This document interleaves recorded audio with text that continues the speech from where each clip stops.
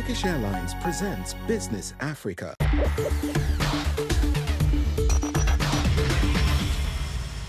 Bonjour et bienvenue à tous dans Business Africa. Je suis Ndéa Yoka, regardons les titres. En Afrique, le paludisme coûte des vies et jusqu'à 16 milliards de dollars par an. Une start-up japonaise déploie drones et intelligence artificielle pour transformer la lutte contre ce fléau. Au Nigeria, les fonds souverains africains veulent rompre avec la dépendance à l'aide extérieure. Objectif, miser sur leurs propres ressources pour financer une croissance durable. Au Niger, l'interdiction temporaire d'exporter du bétail a laissé des éleveurs exsangues et le retour à la normale ne compense pas les pertes. Derrière chaque moustique se cache une perte économique majeure. Avec des opérations dans différents pays africains, la start-up Sora mise sur les données et la technologie pour prévenir les épidémies à la source. Chaque année, le paludisme coûte à l'Afrique 16 milliards de dollars de PIB. Il reste, selon le Forum économique mondial, l'un des principaux freins au développement.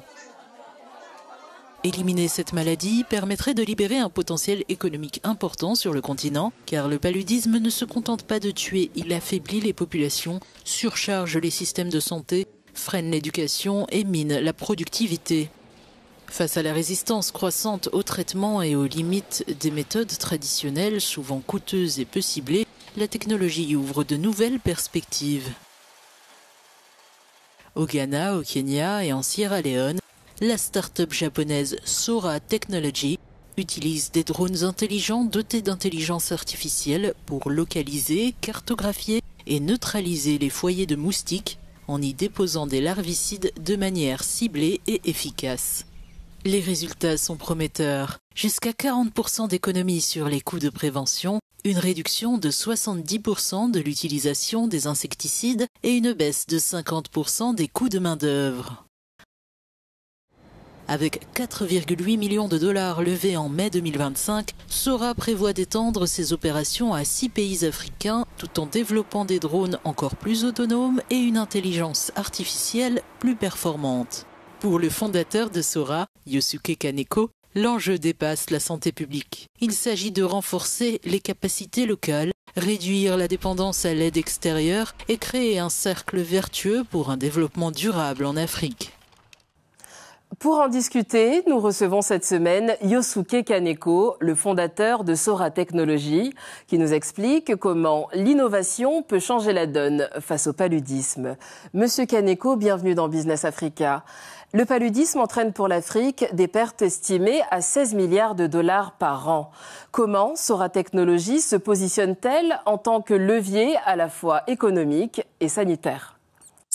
La solution développée par Sora Technology repose sur l'utilisation conjointe de l'intelligence artificielle et de drones afin d'identifier avec précision les zones à risque de transmission du paludisme, puis d'y appliquer des insecticides de manière ciblée en fonction des données collectées et des besoins identifiés.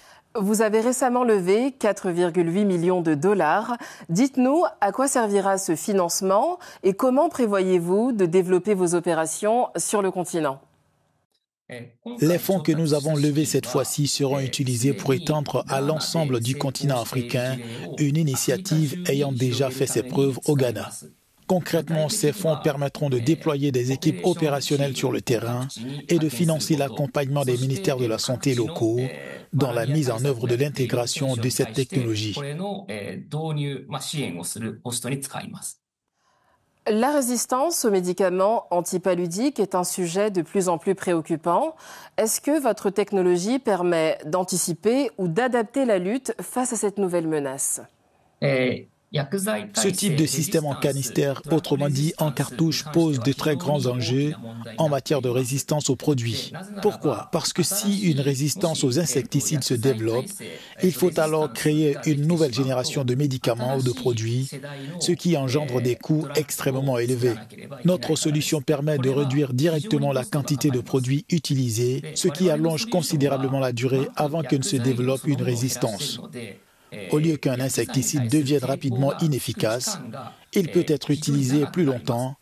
Cela permet de réduire de manière significative l'investissement global nécessaire et notre solution est également très bien évaluée en termes de rentabilité. Dans un contexte de coupe budgétaire des États-Unis, comment votre modèle peut-il combler le vide et quel type de partenariat public-privé fonctionne le mieux pour vous ? Oui, jusqu'à présent, nous dépendions entièrement de financements publics. Mais le fait que ces financements diminuent cette fois-ci représente, à l'inverse, une opportunité pour le secteur privé d'entrer sur le marché.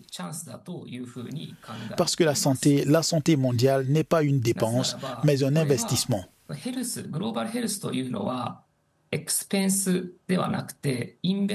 C'est un investissement pour faire émerger de nouvelles industries comme les drones ou les satellites. Et pour vraiment intégrer ces solutions dans la société et obtenir des données concrètes, il est important de commencer par les endroits qui en ont le plus besoin dans le monde. Et je pense que cet endroit, c'est l'Afrique. Ces données ne sont pas utiles uniquement pour l'Afrique, mais elles sont recherchées dans le monde entier, en particulier les données liées aux nouvelles maladies infectieuses.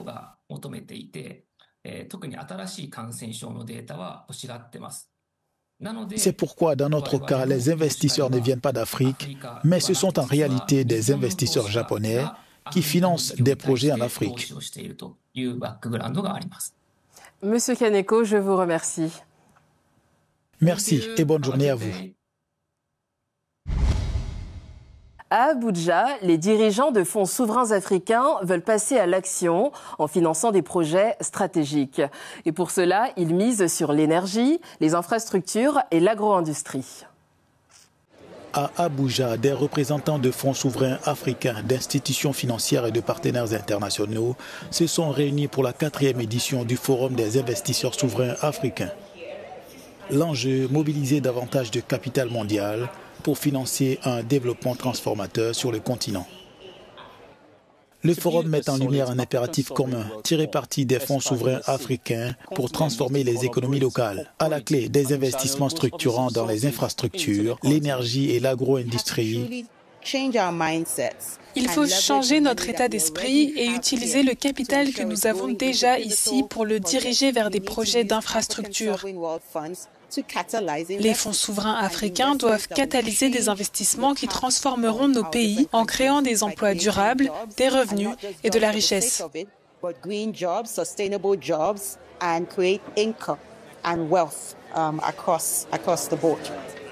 Plusieurs protocoles d'accord ont été signés à cette occasion, renforçant les coopérations sud-sud. Le Nigeria entend avec la NCA jouer un rôle moteur dans ce nouvel élan stratégique continental.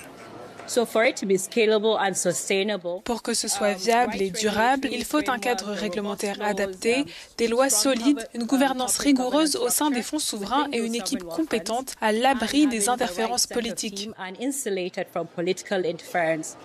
Le forum confirme la volonté des États africains de prendre la main sur leurs outils de financement, une dynamique qui vise à sortir du modèle dépendant de l'aide pour bâtir une croissance fondée sur les ressources propres et les choix stratégiques du continent.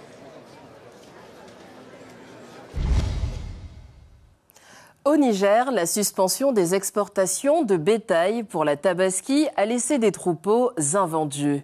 Éleveurs et exportateurs dénoncent l'impact de cette mesure sur un secteur clé de l'économie.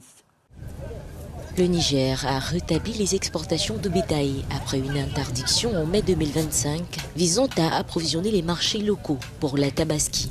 Mais cette mesure n'a pas eu l'effet escompté, laissant des invendus sur le marché Taladje à Niamey. Les éleveurs et exportateurs comme Ama Moussa ont été lourdement impactés. Quand vous prenez des moutons, des grands moutons, qu'on n'arrive même pas à vendre ici théoriquement, c'est difficile de les vendre ici, des moutons qui coûtent dans les 500, 600 000.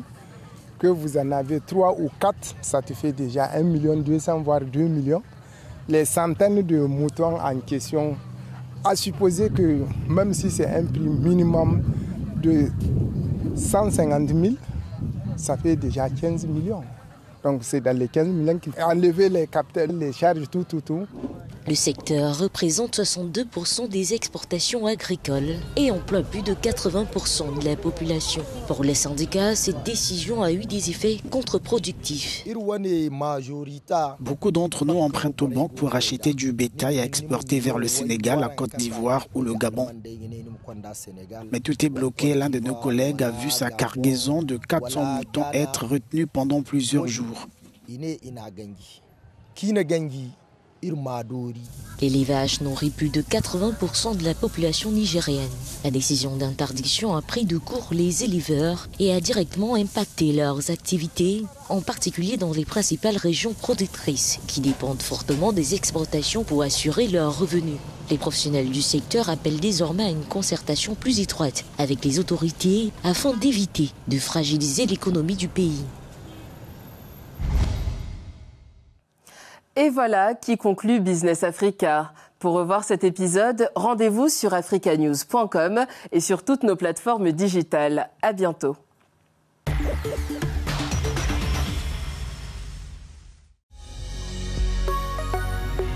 Business Africa was presented by Turkish Airlines.